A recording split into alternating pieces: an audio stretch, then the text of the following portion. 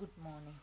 അപ്പോൾ നമ്മൾ final accounts of life insurance companies എന്ന് പറയുന്നത് it consist of revenue account, profit and loss account and a balance sheet.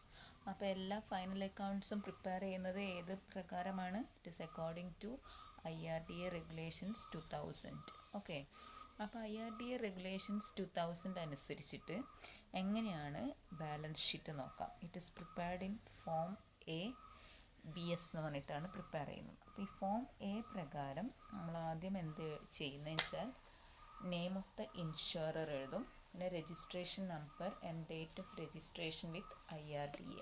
Okay, എന്നിട്ടാണ് format എഴുതുന്നത്. അപ്പോൾ ഈ ഫോർമാറ്റിൻ്റെ ഔട്ട്ലൈൻ ഞാൻ ആദ്യം ഒന്ന് പറയാം.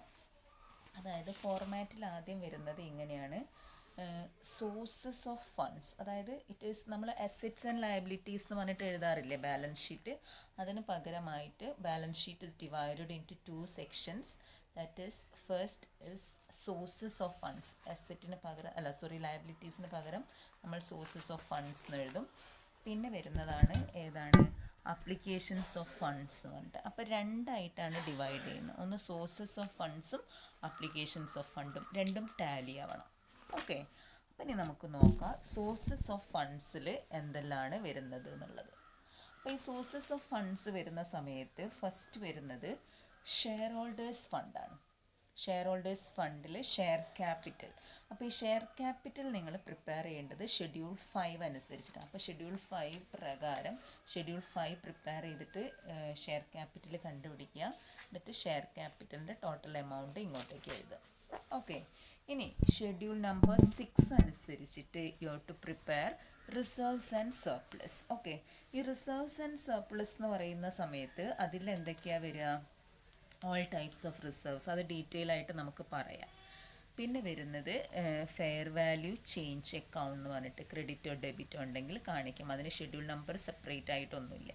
ഗെറ്റ് സബ് ടോട്ടൽ, ഇത് ടോട്ടൽ സോഴ്സസ് ഓഫ് ഫണ്ട്സ് എന്ന് പറയാൻ പറ്റില്ല, it is sub total. Okay, പിന്നെ നമ്മൾ നോക്കുന്നത് ബോറോയിങ്സ് ആണ്. അപ്പോൾ ബോറോയിങ്സിൽ ഷെഡ്യൂൾ നമ്പർ 7 പ്രിപ്പയർ ചെയ്യുക. ഫൈൻഡ് ഔട്ട് എന്താണ് ടോട്ടൽ ബോറോയിങ്സ്. ഓക്കെ, അപ്പോൾ ഈ ബോറോയിങ്സ് ചെയ്യുന്ന സമയത്ത് ശ്രദ്ധിക്കേണ്ടത് എന്താണെന്ന് വെച്ചാൽ, അതായത് നമ്മൾ അന്നേരം മൊത്തം എടുക്കുന്ന സമയത്ത് സോഴ്സസ് ഓഫ് ഫണ്ട്സിൽ എടുക്കേണ്ടത് ഈ 3 സാധനങ്ങളാണ്. ഏതൊക്കെയാണ്? Share capital, reserves and surplus and borrowings. Okay, അപ്പോൾ ഈ ബോറോയിങ്സിൽ പോളിസി ഹോൾഡേഴ്സ് ഫണ്ട്സ് വെച്ചിട്ടുള്ള ബോറോയിങ്സ് ഉണ്ടെങ്കിൽ അത് എഴുതാം. പിന്നെ പോളിസി ലയബിലിറ്റീസ് കാണിക്കാം, ഇൻഷുറൻസ് റിസർവ്സ് കാണിക്കാം, പ്രൊവിഷൻ ഫോർ ലിങ്ക്ഡ് ലയബിലിറ്റീസ്, ഇതെല്ലാം സെപ്പറേറ്റ് ആയിട്ട് കാണിക്കണം ബോറോയിങ്സ് കൂടാതെ. ഓക്കെ, അപ്പോൾ ഇത്രയും ചെയ്തിട്ടുണ്ടെങ്കിൽ U will get sub total of this item. Okay, അപ്പോൾ ഇത്രയും കിട്ടിക്കഴിഞ്ഞിട്ടുണ്ടെങ്കിൽ അടുത്തതായിട്ട് നിങ്ങൾ എന്ത് കാണിക്കുക? ഫണ്ട്സ് ഫോർ ഫ്യൂച്ചർ അപ്രോപ്രിയേഷൻസ് എന്ന് പറഞ്ഞിട്ട് ഉണ്ടെങ്കിൽ അത് കാണിച്ചിരിക്കണം. ഇതെല്ലാം കൂടെ ആഡ് ചെയ്യുന്ന, അതായത് സബ് ടോട്ടൽ ഒരു പ്രാവശ്യം അവിടെ ഷെയർ ക്യാപിറ്റൽ ആൻഡ് റിസർവ്സ് ചെയ്തു, പിന്നെ ഈ ബോറോയിങ്സിൻ്റെ സബ് ടോട്ടൽ എടുത്തു, പിന്നെ ഫണ്ട്സ് ഫോർ ഫ്യൂച്ചർ അപ്രോപ്രിയേഷൻസ്, ഇതെല്ലാം കൂടെ കിട്ടുന്ന ആ ടോട്ടലിനെയാണ് ടോട്ടൽ സോഴ്സസ് ഓഫ് ഫണ്ട്സ് എന്ന് പറയാം. ഓക്കെ, ഇനി അടുത്ത സെക്ഷൻ എന്ന് പറയുന്നത് ഏതാണ്? അപ്ലിക്കേഷൻസ് ഓഫ് ഫണ്ട്സ് ആണ്. ഈ അപ്ലിക്കേഷൻസ് ഓഫ് ഫണ്ട്സിൽ നമ്മൾ ഏതാ കാണിക്കേണ്ടതെന്ന് വെച്ചാൽ ആദ്യം കാണിക്കേണ്ടത് ഇൻവെസ്റ്റ്മെൻ്റ് ആണ്. Okay, schedule number 8. പിന്നെ ഇതിൻ്റെ ഇടയിൽ വരുന്നത് പിന്നെ എക്സ്പ്ലെയിൻ ചെയ്യട്ടോ. ഷെഡ്യൂൾ നമ്പർ 8 പ്രകാരം നിങ്ങൾ എന്ത് ചെയ്യുക? ഇൻവെസ്റ്റ്മെൻറ്റ്സ് കാണിക്കുക. ഷെഡ്യൂൾ നമ്പർ 9 പ്രകാരം ഏത് കാണിക്കണം? ലോൺസ് കാണിക്കണം. ദെൻ ഷെഡ്യൂൾ നമ്പർ 10 പ്രിപ്പയർ ചെയ്തിട്ട് ഫിക്സഡ് അസറ്റ്സ് കാണിക്കുക. ഓക്കെ, അപ്പം investments, loans and fixed assets.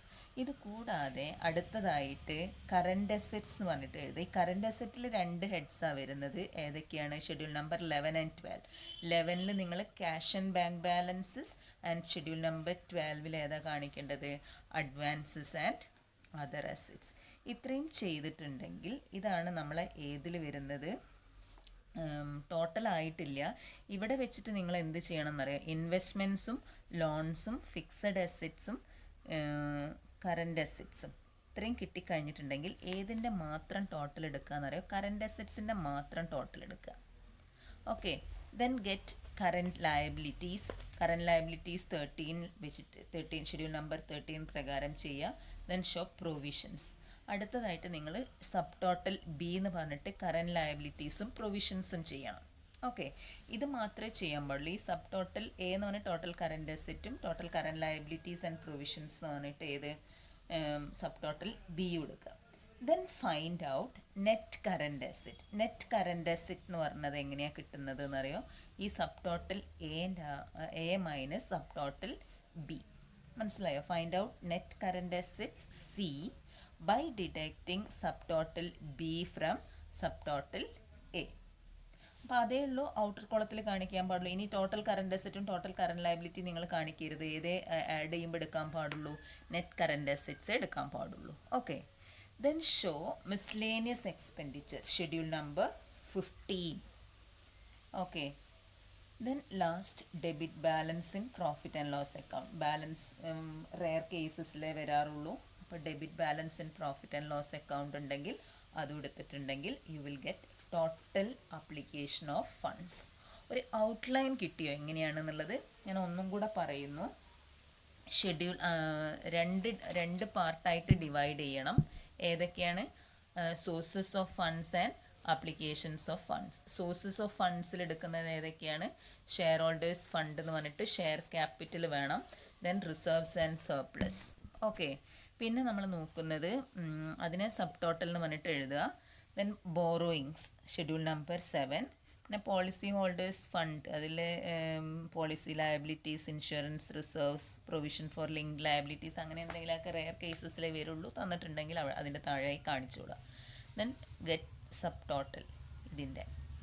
Then add funds for future appropriations. You will get total sources of funds. Okay, ഇനി അപ്ലിക്കേഷൻസിൽ വരുന്നത് ഏതൊക്കെയാണ്? Investments, loans, fixed assets.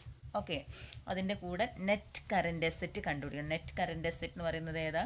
Sub total of current assets കണ്ടുപിടിക്കുക, sub total of current liabilities and provisions കണ്ടുപിടിക്കുക. അതിൻ്റെ ഡിഫറൻസിനെയാണ് എന്തെന്ന് പറയുന്നത്? Net current assets.